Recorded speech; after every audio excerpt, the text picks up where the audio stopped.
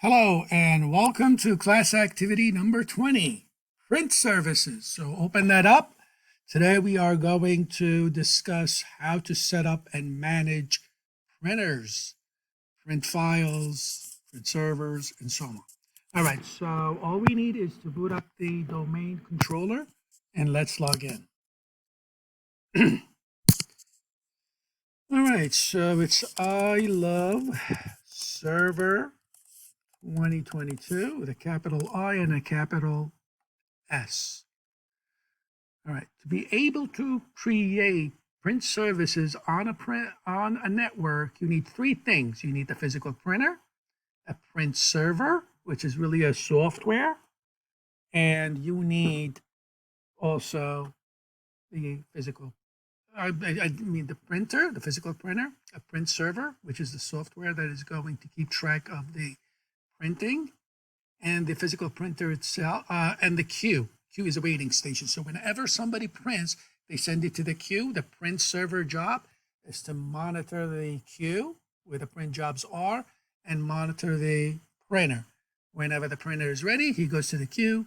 The print server goes to the queue, grabs the print file, and sends it to the printer. All right, so we don't really have a printer attached, so we are going to pretend that we're having a printer, and we're going to go around that. So it may not be 100%, and we're not as you would do it in production, but at least you'll go through what needs to be done to set up and manage printers, even on a local machine. All right, so once you have the domain controller booted up, I want you to go to the search box and just type the control panel. We're going to go to the control panel. Okay. Let's search for the control panel. Open up the app. It might be a little bit slow because it's probably still booting up.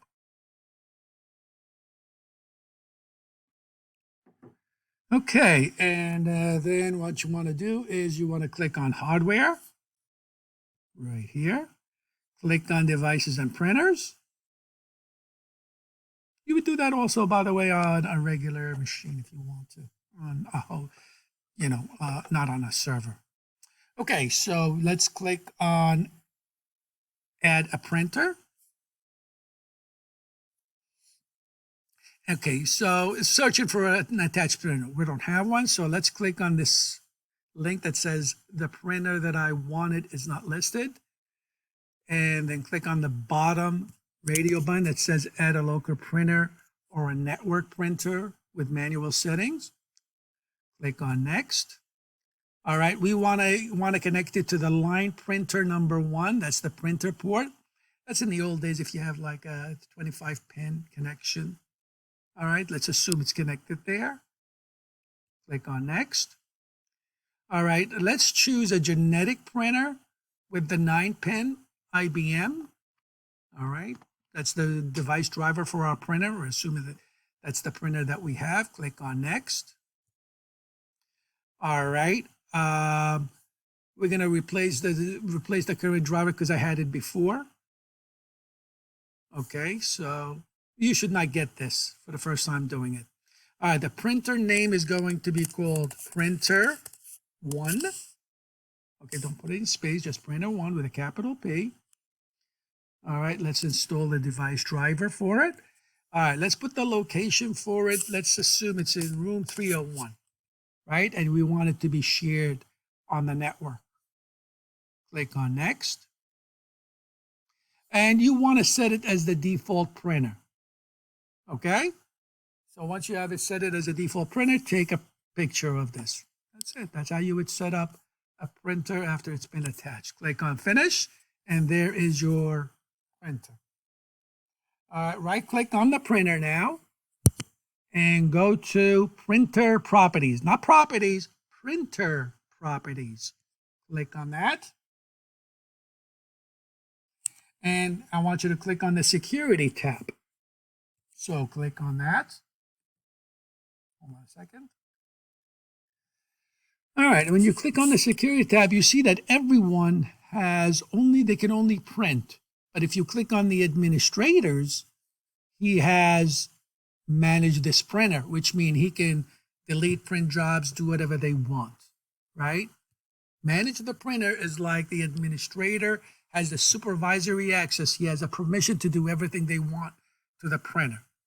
All right, we want to add Mike Smith and assign him manage this printer. So click on add. Let's look for Mike Smith. Click on Mike, check the names. All right, pick him up. Make sure he's highlighted and check the manage this printer and manage documents, right?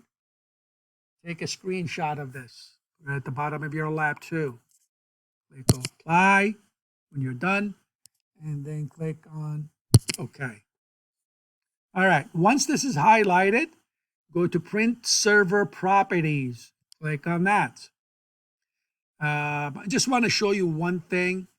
Here you are connected to LPT1. That's where printer 1 is connected. That's fine. You can add ports. But if you look at the drivers, your printer driver is using type 3, which is not as good as type 4. Type 4 is more secure and more flexible.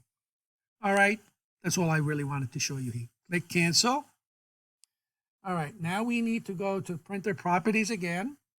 So let's add another printer first. You know what? Let's add another printer and call it printer 2. So let's add another printer. We need 2 printers. Click on add another printer. Let's go through the whole sim process again. Click on printer I wanted. Add a local printer. Click on next. Let's put that printer on LPT2. On the same domain controller, 2 printers are connected to the domain controller, right? One is on LPT1 port, the other one online printer 2. Click on next. All right, let's give this the Microsoft first one, Microsoft MSXP class driver 2. Click on next. All right, you're not going to get this statement. That's because I did it before. Click on next. All right, call this printer 2. All right, click on next. All right, let's make this in room 30. Oh, God. Yeah, let's assume it's in 302 printer. All right. There's a big wire that connects it there. All right. And unset the default because we want printer 1 to be the default. All right. Take a snapshot of this and click on finish. So there's your printer 1 and printer 2. You have 2 printers that are connected. All right. Right click on printer 2 and go to printer properties. All right. Go to security. And I want Jane Doe to be in control of this. So let's click on add. Let's look for Jane Doe. Add her. Make sure she's highlighted and give her manage this printer. This is in addition to the administrator. Have a full control. All right. Take a picture of this. And when you're done, click apply, then click OK. All right, so printer 1, Mike Smith is the manager for it. Printer 2, we got Jane Doe. All right. So now let's talk about priorities. What happens if we want people to, okay, so right click on printer 1 and go to printer properties. And if you go to advanced right here, then you got this printer priority. The default is 1. So what that means is you want people, if you make this a higher printer priority, that means people will come to this printer first. If you give it lower priority, people will not have a printer. So let me higher this priority. The highest you can have is 99. So let's give it 99, right? Click on OK. The logical. And by the way, typically what's done if you have both printers connected to the same LPT port, so people will print there first and then go to the second one, depending on who. And if you have a higher priority like the administrator, you'll be printing first, and people that have lower priority will go on second. All right. So on printer one, I gave it priority number 99. Let me just double check and make sure. Advanced. All right. And if you go to security and the availability, leave it from 12 a.m. to 12 a.m. the whole day. It's always available, right? You can change the availability of the printer, right? And you can start printing immediately or whatever. You can check all of these out if you want. All right, let me go to printer 2. And on the priority, leave it as priority 1. All right, take a snapshot. So that's just setting priorities. Which one would you print first? Which printer? Okay, so now let's talk about spooling. Print spooling meaning if we want multiple print devices on one logical printer. So people can, will go to this printer first, and if it's busy, they'll go to the second one. All right. So you may have both of these, let's say, in a hallway next to each other, and there's a lot of cubicles and people that want to print. So you will go to this printer always first, and if it's busy, we'll go to the second printer. All right. So how do you set up print spooling where they can both work together for printing for everybody, even though they're in different rooms? All right. So the way to do that is you can go to, let's right click on printer 2 and go to print properties. All right. Go to ports. And on the bottom, you see enable print spooling. Click on that and attach printer 1, 2. So you got printer 1 and printer 2 running, right? Take a picture of this. This is how you do print pooling. And remember, printer 1 has the priority. You'll go there first, and the priority 99, and then you go to printer 2 if it's not ready. All right, once you take a picture of this, click OK, apply, and then OK. So now that is your print pooling.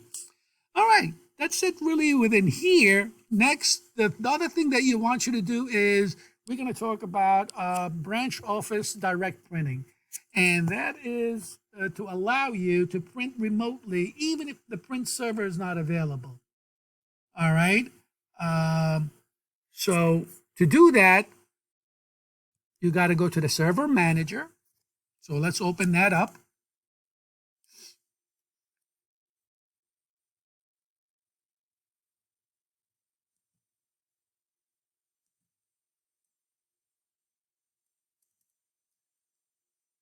All right, let's wait till it completely opens up. And it's still booting up. Okay, that's fine.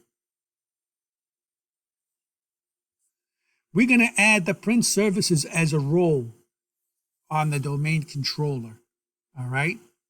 So that makes it even better. Not better, but it makes it a print server.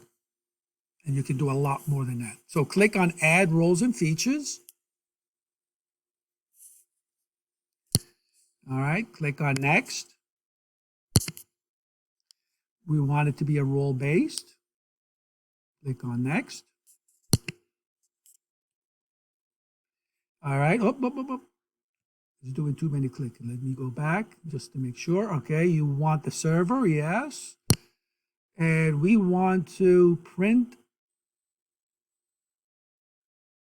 and document services. This checkbox right here. Click on that. Click on Add Features. All right, make sure it's checked. Click on Next. Click on Next. And click on Next.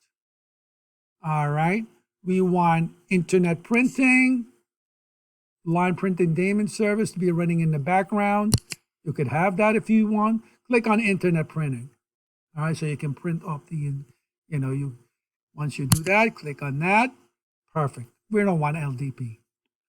All right, so this will create a website for you. Users can manage their print jobs and all that funky stuff. Okay, so click on Next and click on Next. ISS. Okay, we want all of that for the web server. Nice. Click on Next. and click on install. All right, so let it install. I'm going to pause the video for now and come back when it's finished installing.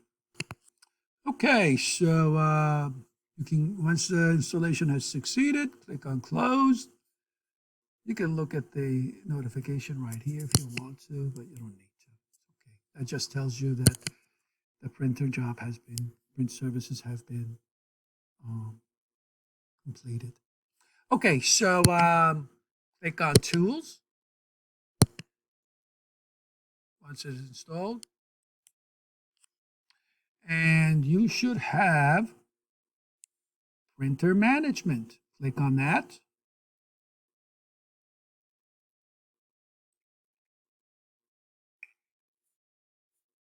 Okay.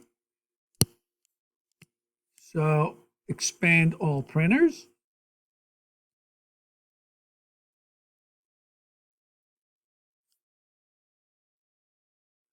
So here we go. We have printer 1 and printer 2. So, and they are all ready to go. That. And there's their IP addresses. Well, actually, they're not their IP addresses. That's the version, the driver version. The hell am I talking about? All right, so right click on printer 1. And we want to enable the branch office direct printing. And there you go.